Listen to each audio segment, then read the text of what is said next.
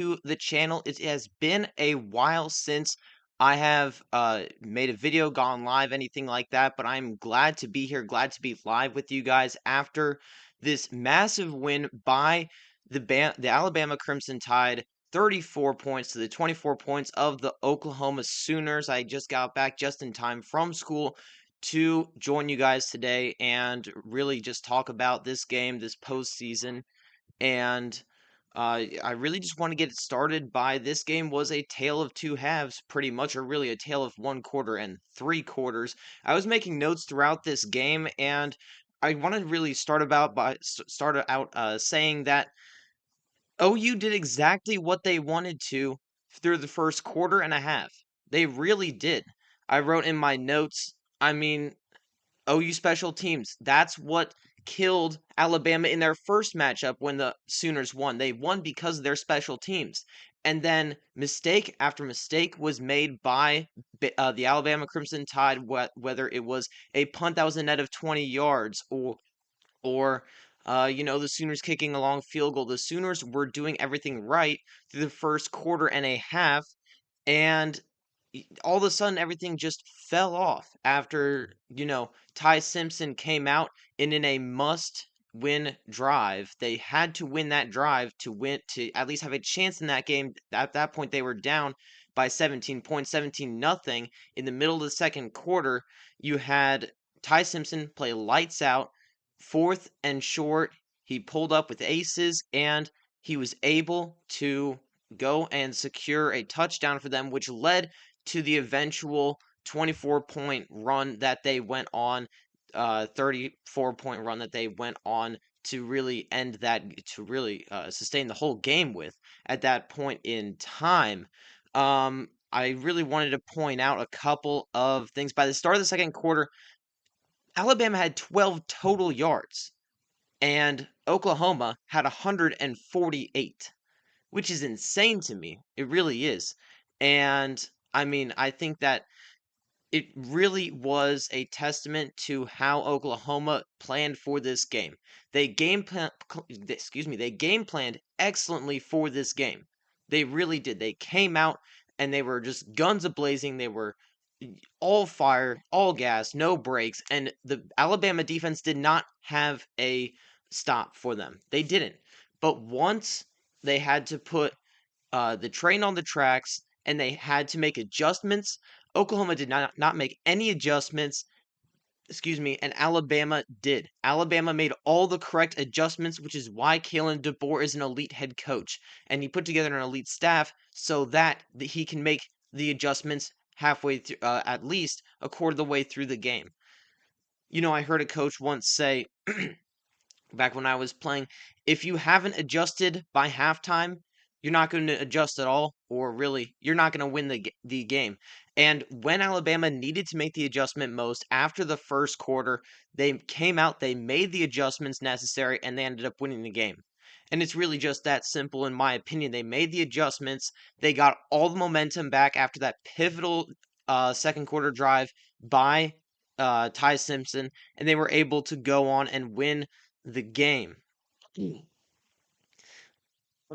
Things I also want to point out here, just really, my notes are pretty all over the place, but I wanted to say that Isaiah Satania and Dion Burks are two wide receivers for Oklahoma that complement each other perfectly. And, I haven't looked at where they are in terms of their years, but I do hope that they both come back because they are an awesome duo that really complement each other. Burks is a bigger body guy. Satania has lightning fast speed and quickness. And, the first time in the special teams were impactful in the right way for Bama was when they had the biggest special teams stop, which was the blocked punt. Although it really wasn't blocked, it was just dropped by Oklahoma. Oklahoma had no business losing this game whatsoever. Starting with that and going forward, Oklahoma had so many opportunities to win this game. They really did.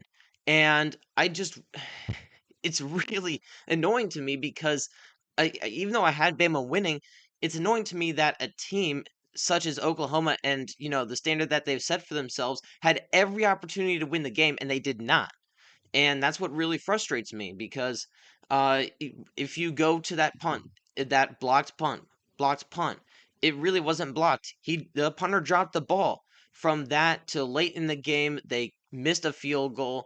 And every opportunity that Bama scored, Oklahoma had a chance to answer. And John Mateer could have just done exactly what Ty Simpson does. And this is exactly what, well, there's a lot of things that separate Ty Simpson from John Mateer, which we may get into if we have time here. But what really separates John Mateer from Ty Simpson is that Ty Simpson, when rubber met the road and he was down multiple scores, he went out there and he drove his team down the field by force.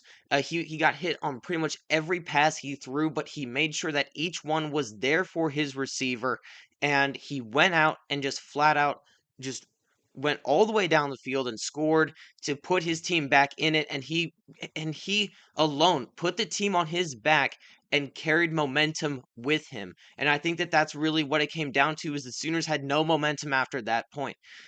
Because after that point, what happened? The drop punt that resulted in 3 points for Alabama, and then at the end of that half there, the pick six by I have it on the next slide, but we'll get to that point eventually. But the pick six setting up it going 17-7 at half, 17-17 at half, and at that point it's a 0-0 game. And the Sooners had the ball coming out of the half, I'm pretty sure.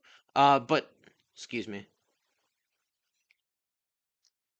But nevertheless, the Sooners had every opportunity to answer, to take the points, to take charge and go down the field.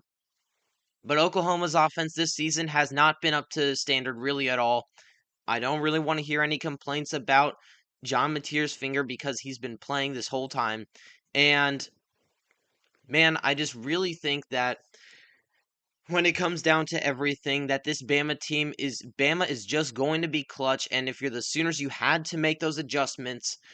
When Bama made their adjustments, you got to make your adjustments as well. You cannot just go off of what your game plan was when you started the game and expect that to go through the whole way, because that's what it looked like was happening. There were only a couple guys playing with heart by the start of the second half. Really. And let me check my notes here. The At the start of the third quarter, the Oklahoma offense was just scraping by, and that's 100% true. They only scored 7 points past the second quarter mark, or really past 10 minutes in the second quarter mark. And I wanted to go into this a little bit here, is that John Mateer, his running ability is a blessing and a curse. And to me, it's more of a curse, because when you look at John Mateer, his ability to run is overshadowing everything he's doing in the passing game. He's an all right passer. He's about an average passer of the football. But when he got the ball and he was in a do or die situation, all he wanted to do was run the ball. All he wanted to do was run the ball, and it cost him. He got sacked about 5 or 6 times. I have it on the next slide. And it really did cost him, because all those sacks, he would run into those sacks. His offensive line, in my opinion, actually didn't play that bad. It's just that he would run into these sacks and it would cost his team, because he's the one that thinks he can run out of all these sacks that don't really exist. He trusted his legs in this game more than his arm, and that is a problem when you're a quarterback. If you are a running back and you do not trust yourself to throw the ball, then I that's awesome and that's great. That's rule number one there. I mean, that's you're a running back for a reason. But John Mateer is not a running back. He should not be trusting his legs more than his arm, in my opinion. And so it's a blessing and a curse. And Ty Simpson isn't a slow quarterback. He is a pretty mobile quarterback. He's the guy who I would call a mobile quarterback, but when he gets out of the pocket, he is always looking downfield first. Reminds me of Patrick Mahomes in that way. He's always looking downfield first. Mateer, when he gets out of the pocket, if he is going to throw the ball, it's either going to be to throw the ball away or just a desperation heave, and you don't really know where the ball's going to go. And that being said, Mateer in this game was extremely inaccurate. And that's a result of him being a running first quarterback, in my opinion. And that's what I have to say on that right there. And let me just switch over into the next slide here, as we have the leaders for this game. And you had a bunch of guys that stepped up a ton. I forgot to even put Ty Simpson in there. And let me just pull up the official box score here so I can help out with you guys. But I mean, this game was lost the second that Bama scored that touchdown. I even wrote it in my notes. Oklahoma lost all the momentum once Bama scored their first touchdown. They were shell shocked that Bama was able to go convert multiple fourth downs and go and score a touchdown. They were just shot. They had to have 100% of the momentum all the time in order to function, and it just wasn't happening. Ty Simpson passing 18 for 29, which is pretty good. 232 yards, two touchdowns, no interceptions. And obviously, the key guy that got that interception would have been Zabian Brown, the pick six off of John Mateer to really cement the first half as an even one. But it really took, if there was any momentum left on Oklahoma's side, Zabian Brown took it all, in my opinion. He took all of the momentum. And guys, be sure to like and subscribe to the channel here.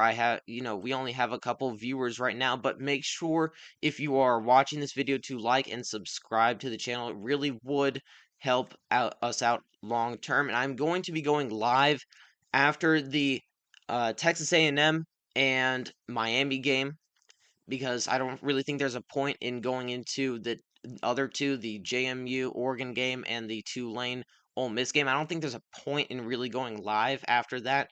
And as you see at the top of your screen, we're back. We're going to be going live Monday, Wednesday, and Fridays.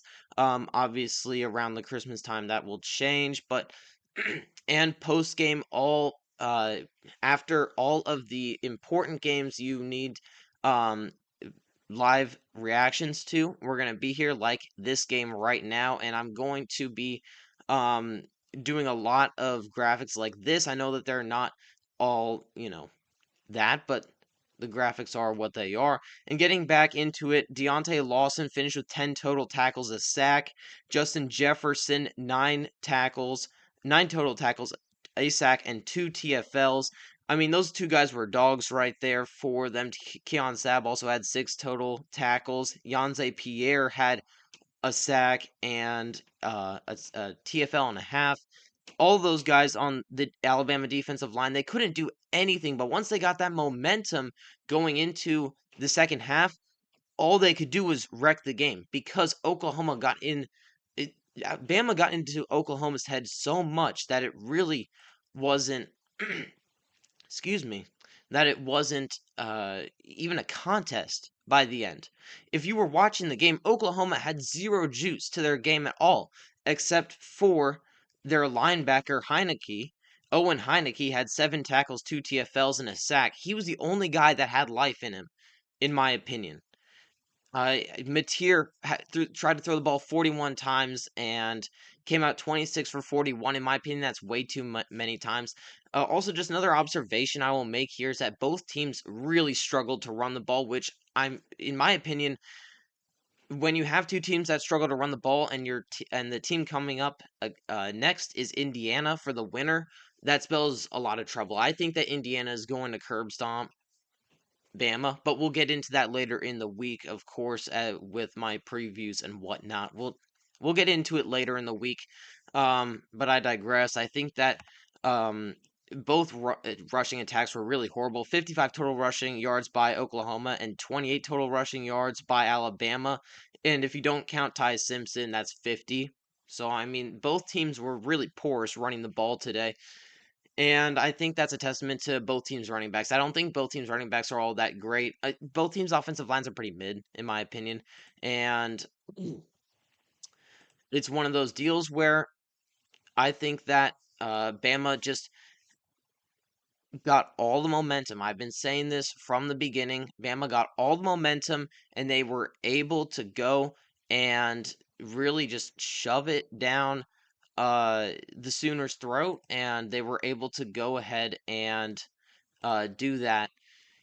So your final score is 34 to 24, and really, it was a very fun game to watch in my opinion. Oklahoma went all out for it, and their initial game plan was the best game plan. But like I said at the beginning of the live stream, if you do not make adjustments by the halftime, you're not going to win the game.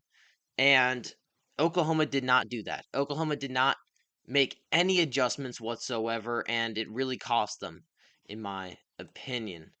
And I just wanted to say really quick, if you have not put anything in the live chat, I don't think that there has been anything in the live chat. Let me check. There has not, but just make sure that before you leave here, go ahead and drop a like. Go ahead and subscribe to the channel. We really do appreciate everyone who subscribes to the channel. And if you feel so inclined, drop a comment in the chat. The chances of me reading it live extremely high because there's no one doing it. But I digress. Let's get into talking about all these even more of the game, and then I think I'll preview tomorrow's game very quickly here, as I don't want this live stream to go past a half hour. When you look at the leaders, I already said most of the leaders for Alabama, except a guy who I didn't really see coming. He a little bit out of the blue. Lotzir Brooks came out of the blue, and he came in and had 5 receptions for 79 yards and 2 touchdowns. The freshman for Alabama was cooking in this game. He was really good for them. In the on the year, he only has 362 yards total, and that surprised me when he came out and performed better than the rest of them because we really haven't seen that much of him. And then Isaiah Horton tacked on 65 yards himself, and Ryan Williams only had 1 catch for 5 yards. I've never been a big fan of Ryan Williams' game. He's a highlight merchant. I hate to just go on here and just spew stuff about players, but in Ryan Williams' case, it really is when you're talking about the casual college football fan. I'm going to call him Stephen A because I think Stephen A is the most casual college football fan there is out there. And then you have someone who is extremely knowledgeable about it. Everyone who's extremely knowledgeable about college football knows that Ryan Williams is just a highlight merchant and he's not an actual real football player. He's just an athletic guy who just fails to catch the ball. He has the third worst drop rate in all of college football. I think it was on 63 targets, he has 10 drops, which is insane to me.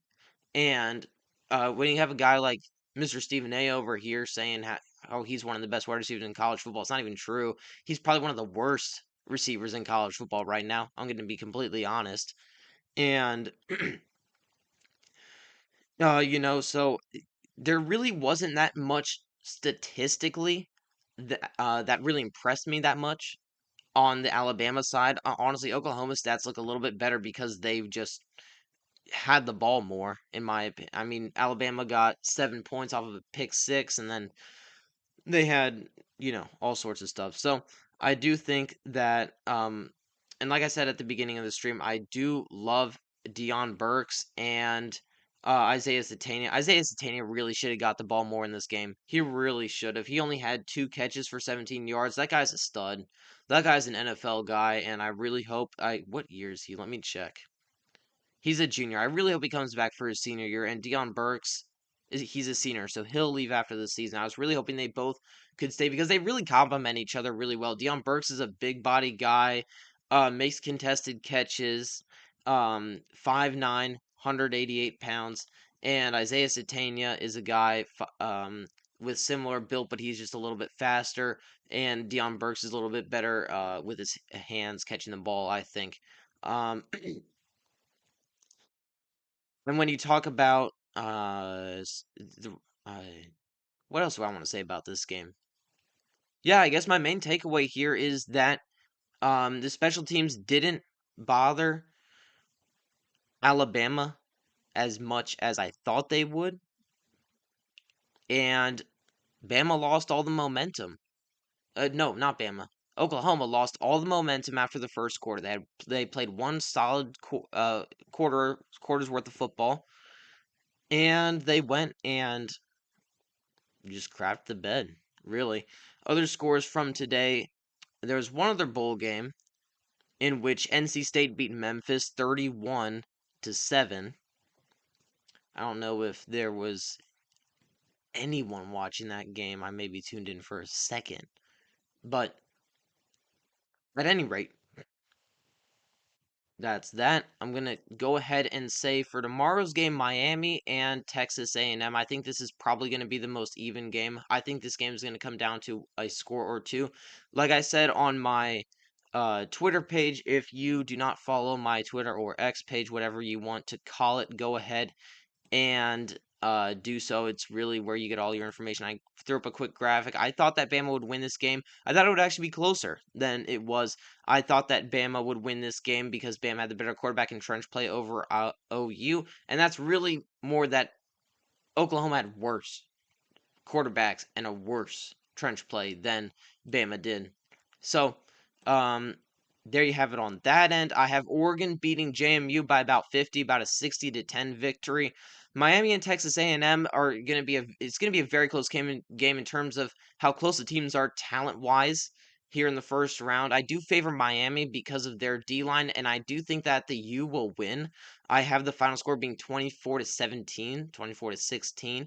So I do think that Miami will pull the upset, and I was right about Bama. I was right about Bama pulling the upset on Oklahoma. Everyone and their mom had Oklahoma winning this game, it seemed, and I thought that Bama was going to come out and win, and they did. My second upset that I'm predicting is Miami over Texas A&M. I think that Tulane will give Ole Miss fits, but I expect Ole Miss to slug it out for a win. I think they win something like 31-17. I don't think Ole Miss is going to perform quite as good as we expect them to. And I think Tulane will play up to it, and I think they'll make it at least somewhat competitive. And I don't plan on going live tomorrow, except for after the Texas A&M Miami game. But I may go live a second time tomorrow if the Tulane Ole Miss game or the JMU Oregon game gets good, and I don't think either game will, to be honest with you, which is why I'm only going to go live once. So that's really all I have for you guys tonight. Thank you to the couple people that tuned in. Um, unless there's something anyone has to say, I think we're gonna get out of here. And let me see here. Yeah, I think that we're gonna get out of here. We have been live for 20 something minutes.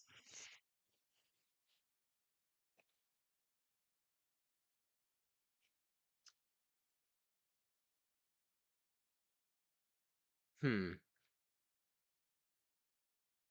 Yeah, I mean that's really all I have to say about this game today. I'm just looking through my notes here.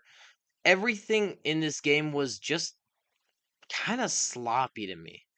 I just thought that everything was kind of sloppy. Both teams had drops, both quarterbacks had accuracy issues, both teams struggled to run the ball, and I think now that Bama has in fact beaten Oklahoma, I think that it's going to be really hard for Bama to beat Indiana. I think I think it's impossible that they'll beat Indiana if they play this way. If they play as sloppy as they did. For as much as I applauded Ty Simpson at the beginning of this live stream, you can't go out there against Indiana and be, as inaccurate as he was. Again, he wasn't too inaccurate, but he also wasn't the most accurate passer in the world out there. He had issues. The offensive line played pretty mid today for Bama. Just looking forward to Indiana here. And I think that if Bama plays like they did today, they're not going to beat Indiana, and it's not going to be particularly close. What is Indiana really good at? They're really good at running the ball, setting the pace of play. They play elite defense. They have a Heisman winner on one side, and their wide receivers run really crisp routes, and they run the ball really well. They control the line to gain really well. And when you're talking about Alabama, it's really sporadic. It seemed on offense, especially today. Everything seemed really sporadic when it came to how they moved the ball down the field, when it came to how they made stops on defense. Everything felt really sporadic, in my opinion.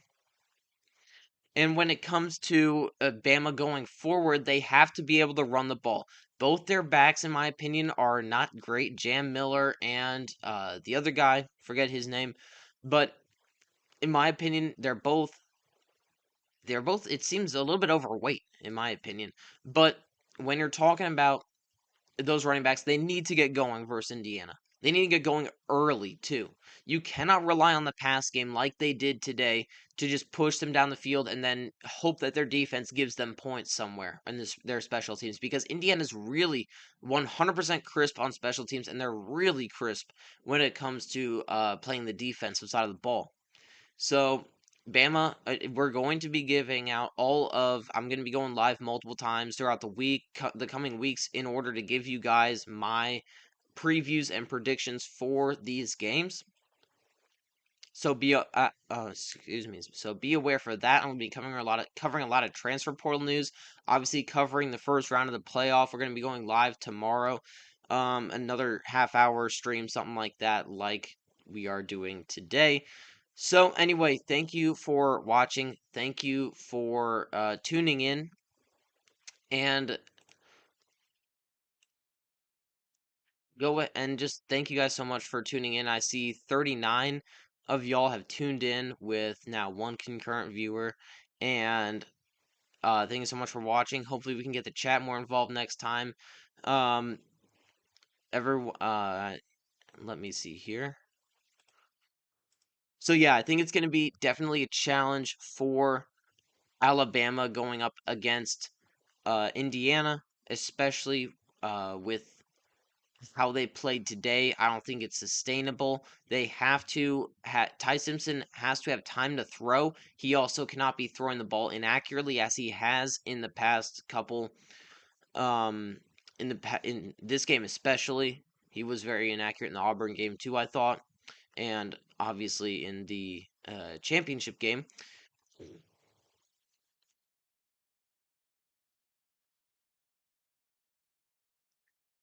Excuse me. So Ty Simpson's got to take a step up. The offensive line's got to take a step up. The running game as a whole has to take a step up. And in my opinion, it's really got to come down to whether they can play really solid defense against the Hoosiers. But again, that's just a little mini sneak peek to what I'm going to be talking about next time on the channel after this first round of the playoffs has gone by. Okay, we've been live now for a half hour. That's about where I wanted it, especially since we don't really have the views. We now have 40 views, a couple concurrent viewers. I think it's time that we let this stream go, and I will see you guys tomorrow. If you have not already, make sure to subscribe to the channel. Make sure to follow on the socials. That would be here and on Twitter. And make sure you like this video, all that. And I will see you guys in the next one.